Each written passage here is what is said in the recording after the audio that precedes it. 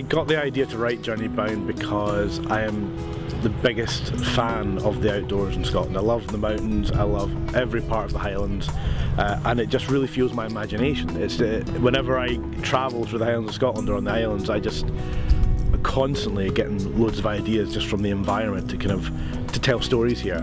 I think the great appeal of the film is it showcases Scotland in such a good light. You know, it's a romantic comedy, it's a road movie, you know, it's a feel-good film.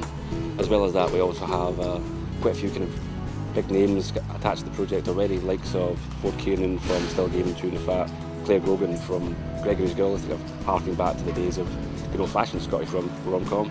We also have the Hobbit star Sylvester McCoy on board as well. That's going to be an awful lot of fun, and a few more people that can't quite tell you about yet, but I'm sure you'll be very pleased to see. Journey Bound is the story of a guy who just keeps on messing things up with his girlfriend, and this is his last chance to go and stop her getting on a boat and leaving his life forever. It's a road trip movie, a buddy movie, and a rom-com set in Scotland.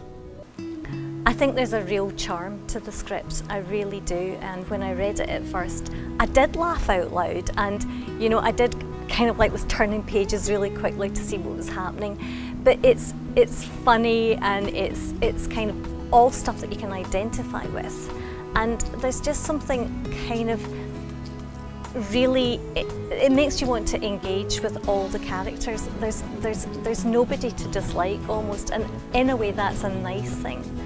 And nice is kind of almost makes it sound like it's a bit quaint or something, and it's not. It's just it's a really gutsy film, but nobody has to die in it, or nobody has to get blown up in it. And I think there's, you know, they're the kind of movies that I love to watch, and I think there's a huge audience for that genre.